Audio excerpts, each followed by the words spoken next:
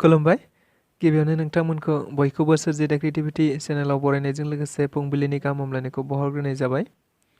दिनैनि माखासे निउस आपडेटफोरखौ नोंथांमोननि सिगाङाव फोरमायथिना होनो आवगायनाय जालायबाय। नोंथांमोनहा भिडिअखौ नायनानै मोजां मोनोब्ला लाइक खालामगोन होनना आसा खालामबाय। लोगोसे इउटिउब चेनेलखौ दाबो साबस्क्राइब खालामाखैबा साबस्क्राइब खालामनानै लानो थाखाय गुरै खावलायनाय जाबाय।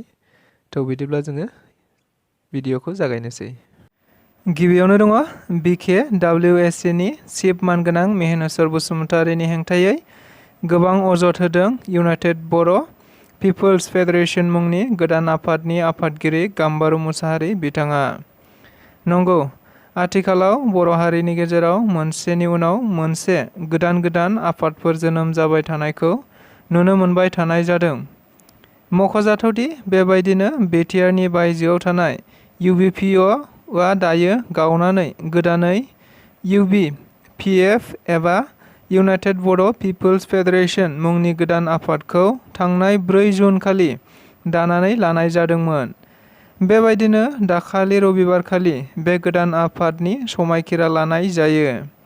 फारसेथिं समायखिरा लाखांनायनि उनावनो मोनसे खौरांगिरि मेलनि गेजेरजों बुंथिनाय बायदिब्ला आंखौ जेबो फोरमान गैयालाबानो मासिनिफ्राय बोख्लायनाय जादों। लोगोसे धेमाजि जिल्लायावल' सा 9 सोद्रोमा थिसनना हाबा मावदों, जेराव BKWSCखौ गासै 22टा जिल्ला ज' जानानैसो दानाय जादोंमोन।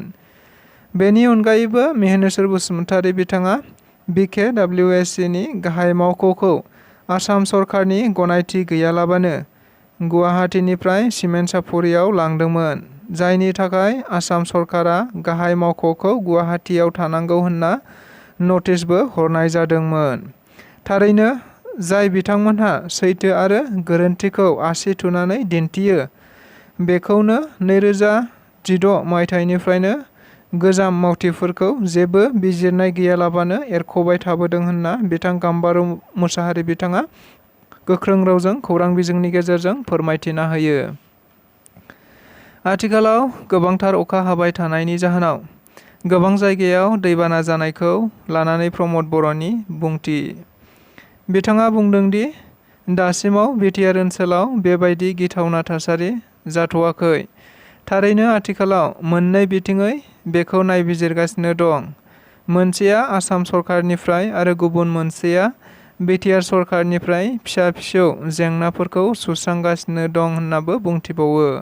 लोगोसे बिथां प्रमद बर'आ बुंबावदों दि जेखि जाया जेंनाफोरखौनो सुस्रांनो जों जेब्लाबो थियारि जानानै दं आरो दैबाना लोमजानाय सुबुंफोरनि थाखाय रिलिफ एबा अनसुंथाइ होनो थाखायबो थियारि जानानै दं होननानैबो खौरांगिरिफोरनि गेजेराव बुंथिना होबावो मानगोनां गाहाय मावफुं सोद्रोमा प्रमद बर' बिथाङा।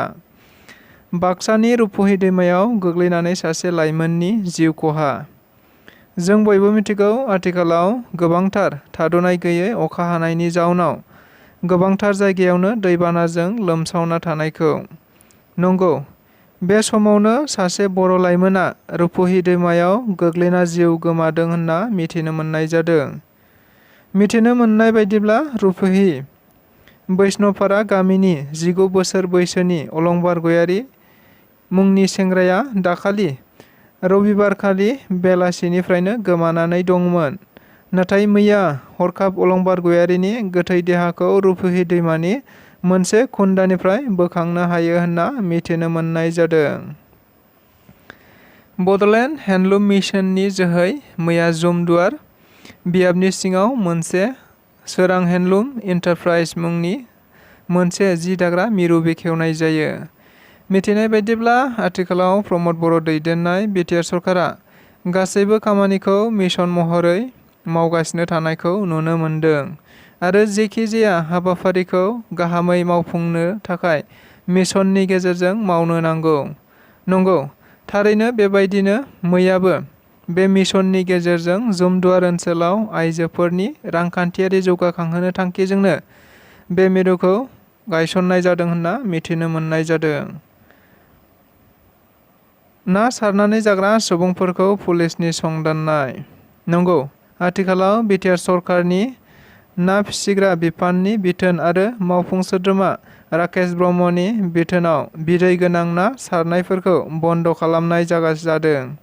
नंगौ, बेखौ नोजोर बोनानैनो दायो दाब दाब जायगायाव पुलिसफोरा ना सारनाय सुबुंफोरखौ हमगासिनो थादों आरो बिसोरनि जेफोरखौ लानानै थांबाय थानायखौबो नुनो मोनबाय थानाय बायदिनो मैयाबो बाक्सा जिल्लानि दाब दाब जायगायाव ना सारग्राफोरनि जे आरो बायदि बायदि आगजुफोरखौ हमनानै लानानै थाङो होननानै खौराङाव मिथिनो मोनबावनाय जादों। BTR सरकारनि मोनसे गोनांथार फोसावनाय। आथिखालाव प्रमद बर' दैदेननाय BTR सरकारखौ मोनसेनि उनाव मोनसे बायदि जौगाखां हाबाफारिफोर लानानै हाबा मावबाय थानायखौ नुनो मोनबाय थानाय जादों।